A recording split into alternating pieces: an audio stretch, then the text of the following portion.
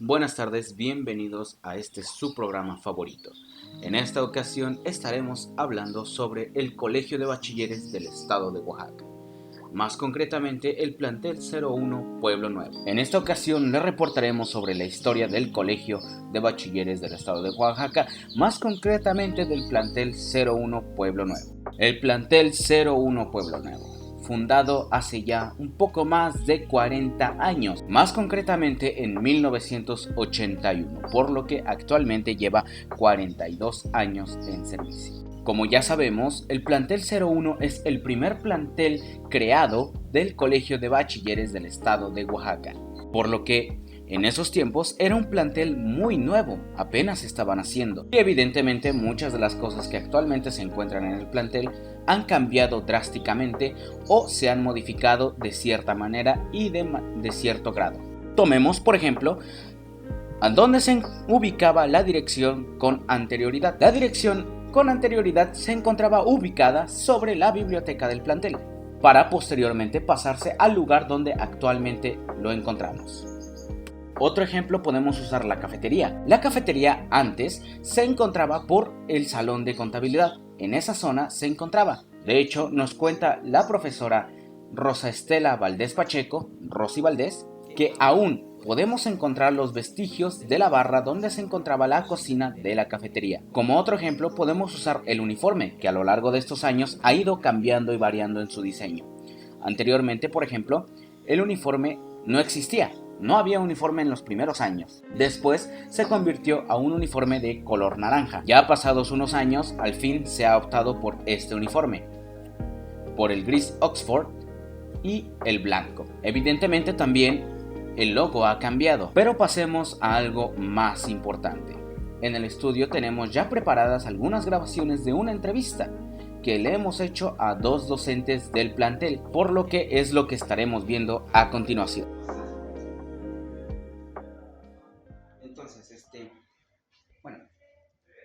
Muy buenas tardes, mi nombre es José David Pedro García. Entonces, yo vengo a entrevistarlo sobre la historia del Colegio de Bachilleres, más concretamente sobre este plantel. Entonces, empecemos. ¿Cuál es su nombre? Mi nombre es Gilberto López Jarquín. Ok. ¿Y cuánto tiempo ha estado trabajando en esta institución, más o menos? Alrededor de 10 años. Dentro de esos 10 años, ¿recuerda cómo era este plantel antes? Bueno, yo me inicié en el plantel de Tlaxiaco. Ahí estuve 6 años aproximadamente. Aquí tengo alrededor de 4, voy para 5. Tlaxiaco es un plantel pequeño. Tiene más o menos, en ese tiempo tenía más o menos como unos 4 o 5 años que apenas habían hecho la infraestructura del plantel como tal, como lo vemos aquí, en pequeño. Anteriormente ese plantel trabajaba en unos silos que tenía, me parece, la Conasupo allá en Tlaxiaco, a la entrada de Conasupo. Era lo que me cuentan mis compañeros en ese tiempo, eran condiciones un poco difíciles, porque los silos son estructuras cónicas y nada más las dividieron con tabla roca o con madera. Así que lo que se escuchaba en la clase de matemáticas se escuchaba en la clase de inglés, y la de inglés se escuchaba en la clase de historia, y así era. Ellos trabajaron en condiciones un poquito difíciles. Los silos generalmente son de concreto, así que en época, Tlaxiaco es una tierra muy fría, así que en época de frío, con el concreto pues era más el frío todavía. Ahí estuvieron durante un buen tiempo. A mí me tocó llegar a las instalaciones nuevas, podríamos decir. Creo que tenía como 3 años, algo así, 3, 4 años, algo así, no tenía mucho. Lo único que estaba un poquito alejado del centro de la ciudad, en el barrio de San Pedro. Y sí, hay poco transporte, hay colectivos, pero a determinada hora ya no llegan hasta el plantel, porque ya no les es redituable. Entonces los muchachos tienen que caminar, o si se hacían algunas actividades en la tarde, había que ir caminando. Oh, ya. ¿Y en ese tiempo cuando usted entró, el uniforme era diferente o igual? Básicamente eran los mismos colores, es la playera blanca, el pantalón gris pero sí tenía algunas cosas un poquito diferentes. El logotipo era diferente cuando yo entré, era la forma que tenía una como V, hecha con libros, con las figuras de libros, más o menos. Hubo una temporada en que sacaron el uniforme con una playera roja y gris. Ese es el cambio más significativo. El pantalón igual de color gris.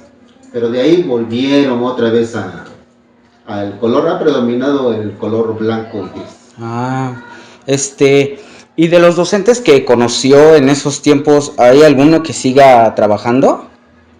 Todos. ¿Todos? Todos los que yo conocí ahí en Tlaxiaco, todos siguen trabajando. Como el plantel también no tenía no era muy antiguo, también las personas que entraron jóvenes todavía, y ahorita todavía están en activo.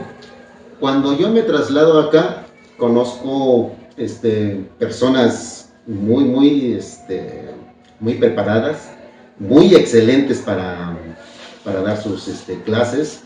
Dentro de ellas, sobre todo en el área de química, yo estoy aquí en el laboratorio, entonces tengo más contacto con química, con física. De las que yo recuerdo que conocí y trabajé con ellos poco tiempo porque se jubilaron, fue la ingeniero Amparito, excelente maestra, excelente ser humano, una persona muy humana. La ingeniero Becerril, mis respetos, mucha preparación, una maestra también muy excelente, una capacidad académica también muy alta. De ahí otros que conocí que se fueron jubilando, con los que tuve contacto, hay más, pero por el área ya había acabado de llegar y es un plantel grande, pues ya no conocía a los demás. Estaba el ingeniero Arrona, el ingeniero Samuel, que bueno, en paz descanse, ya falleció, pero muy bueno el ingeniero. Había otro ingeniero, me parece que no sé si su nombre o su apellido era Pascual, también de los que yo conocí, y que eran buenos maestros. Las dos maestras que yo le menciono, excelentes. La otra que también se jubiló, la ingeniero Juanita, también muy buena maestra, de las y los que yo pude conocer y que desde mi punto de vista eran muy buenos. Excelente. Ahora yo tengo una pequeña pregunta. Cuando usted, hace 5 años cuando lo trasladaron hasta a este plantel, ¿recuerda quién era el director en ese tiempo? Sí, el ingeniero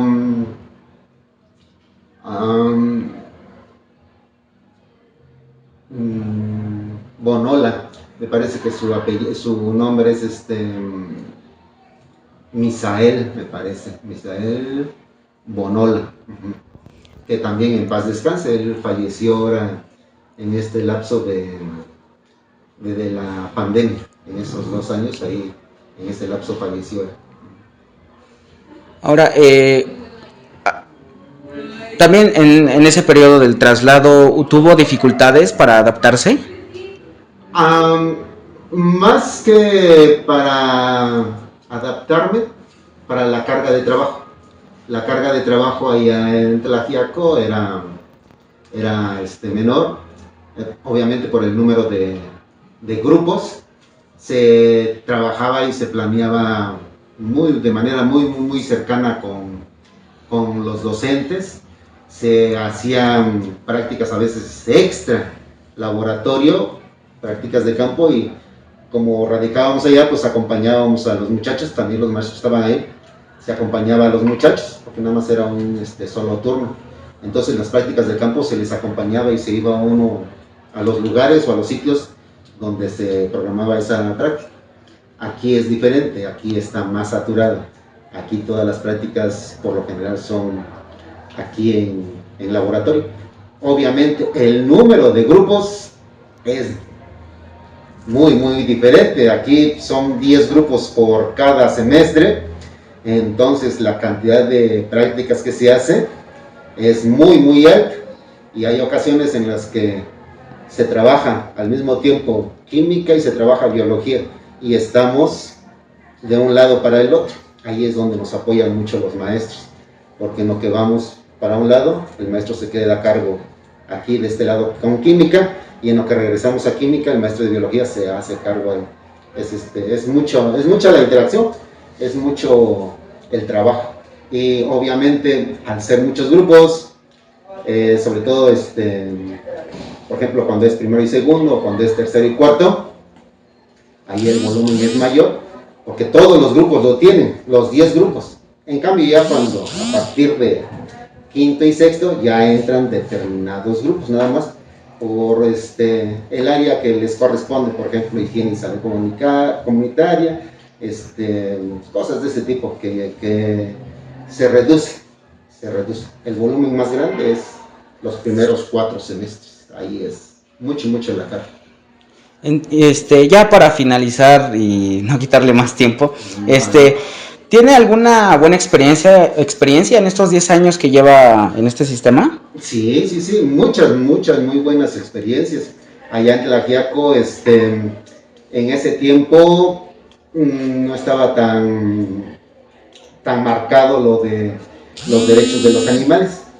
Y ahí conseguíamos algunos animalitos que estaban en la calle y ya estaban muy mal, en muy malas condiciones, o los ocupábamos para hacer disecciones. Obviamente se dormían, no se hacía nada así, se dormían con cloroformo o se les inyectaba, se les enseñaba a los muchachos a inyectar para dormir al animalito, y se hacía la disección y se les enseñaba para aquellos que iban a medicina, o sea, para ver en directo cómo late un corazón, cómo se inflan, cómo suben y baja el tono de los pulmones, cómo se da el movimiento peristáltico en los intestinos y cómo se ve que va pasando el alimento. Eso ayuda muchísimo, y se les ayuda a los muchachos a tener conciencia de que maltrato no es nada más darle un garrotazo al animal o tenerlo en la azotea. No, también maltrato es si un animalito está a la intemperie, un animal callejero, le doy de comer, pero no le ofrezco un lugar donde se abrigue, o no le ofrezco una cura. Ahí se da mucho lo de la sarna. Entonces o tienen garrapatas o tienen pulgas, y entonces esa también forma parte de maltrato. Pero mucha gente a veces nada más dice, no, pues yo les doy de comer y les doy agüita, pero hasta ahí nada más. Y no, pues hay que ayudarlos de otra manera. Y aquellos que ya están muy enfermos, los animalitos en la calle que ya están muy enfermos, pues es la muerte asistida, ¿no? Nos ayuda a enseñarle a los muchachos el respeto por los animales, y les ayuda a ellos en su formación. Generalmente eso se hacía con aquellos que ya iban, por ejemplo, en higiene y salud comunitaria, y que tenían pensado estudiar medicina o enfermería o alguna carrera relacionada a esas áreas. ¿Sí? Esas. Muchachos de ese tiempo en Tlaxiaco que me he encontrado y que me han dicho, a veces pues cambian mucho, pero ellos sí nos reconocen y nos dicen, mire, estudié medicina o estudié veterinaria, y se acuerda de la práctica que hicimos, pues eso que usted ahí vimos, que nos enseñó junto con el maestro, y eso, pues son cosas que me ayudaron muchísimo al estar allá. Esa es de las satisfacciones. Y acá, igual, aquí cambia un poquito, pero nos enfocamos más, por ejemplo, en las prácticas ya no se hacen disecciones por las mismas cuestiones, pero sí hay algunos muchachos que igual, al momento de estar manipulando, se les da la oportunidad de manipular aquí los equipos. Ellos también dicen, cuando ya llegué a determinada carrera, me acordé de lo que nos enseñó al manipular este equipo o otro aparato, o utilizar algunos de los materiales que tenemos aquí. Eso es lo, podríamos decir, lo más reconfortante, ¿no? Que algunas personas se acuerdan de la experiencia que tuvieron acá y reconocen por la labor que uno hace. Ahora, ¿nos podría dar un consejo que tenga usted para los alumnos, para nosotros? Bueno, el principal consejo es así desde el punto de vista de nosotros, así la docencia, el área de laboratorio, es que ustedes investiguen, que lo que uno les dice lo pongan en tela de duda, no porque uno les dice algo, ustedes lo crean tal como está, no, ustedes investiguen. Ahorita hay muchas formas de investigar, el internet está al alcance de la mano, investiguen, indaguen, pregunten, no se queden callados, cuestionen. Me refiero al ámbito académico, me refiero al ámbito que se relaciona con las áreas que están alrededor del área académica. Cuestionen, vean, argumenten, no discutan, porque a veces discuten nada más. Se les pregunta, bueno, ¿y por qué sí? Pues porque sí, o ¿por qué no? Pues porque no, no, hay que argumentar. Pero para argumentar, tengo que leer, tengo que prepararme, tengo que analizar, tengo que razonar, tengo que establecer un criterio. Y lo que debo hacer es, voy a discutir o voy a argumentar, pero estas son mis razones, este es mi análisis. No es nada más de que es que soy joven y yo lo veo de otra manera. No, bueno, lo ves de otra manera, pero ¿por qué? Y ya, ese es el consejo que yo le daría. Que ya la preparación tiene que estar acorde con estos nuevos tiempos. De análisis, de no dejarnos llevar nada más por lo que dicen y de más que nada buscar el fondo de las cosas. Ese sería mi consejo. Bueno, pues muchas gracias por su tiempo, por su por sus palabras, muchísimas gracias. Entonces con esto nos despedimos. Un gusto, un placer. Le agradezco que nos haya otorgado el espacio para esta entrevista. Muchísimas gracias. Cuando guste, a su disposición.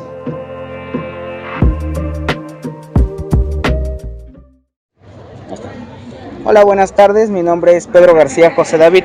Estamos en este momento entrevistando para conocer más la historia sobre el Colegio de Bachilleres, más concreto sobre el plantel 01.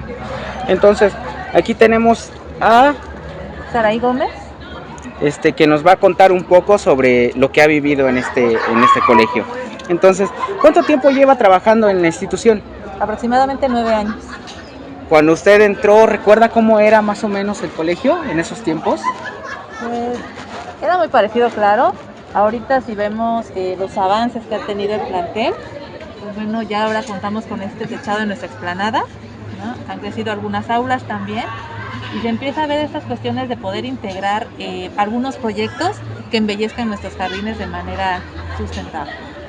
Bueno, y en esos 9 años, ¿el uniforme ha cambiado en algo o se ha mantenido igual? Hasta ahorita igual, quizás lo único que ha variado es el color de las playeras. De repente son blancas, otras veces son grises, pero en sí casi se ha mantenido la misma tonalidad. Cuando usted entró, ¿recuerda cómo se llamaba el primer, el director de ese tiempo? Desconozco. Sí. ¿Y los docentes, de alguno recuerda que ahorita ya no se encuentre o siga trabajando? En algún jubilado. Algún jubilado, sí, por ejemplo la maestra María Cristina Núñez, la maestra Juana Sánchez, el maestro también, el maestro Valdés, que fue uno de los directores, son los que más recuerdo ahorita. Ajá, ya. ¿Ha tenido alguna buena experiencia en estos 9 años que ha trabajado para el plantel? Creo que sí, cada semestre ha sido una experiencia diferente, sobre todo porque hemos trabajado con proyectos con los jóvenes y cada generación pues tiene ahí su chispa, ¿no? De innovación, de creatividad. Entonces la experiencia ha sido muy grata con el apoyo de los jóvenes. Ahora, ¿algún consejo que nos pueda dar a nosotros como alumnado? Okay. Bueno, siempre, ¿no? Con esa parte de llevar los valores que llevan en casa a la escuela, de aprovechar los conocimientos que tienen de todos sus docentes, poder aplicarlos y pues que una vez que ya partan de aquí a su nueva universidad o ingresen en una carrera, pues tengan siempre en el corazón, ¿no? El Cobao, ser uno pueblo nuevo. Bueno, muchísimas gracias por su tiempo. Gracias a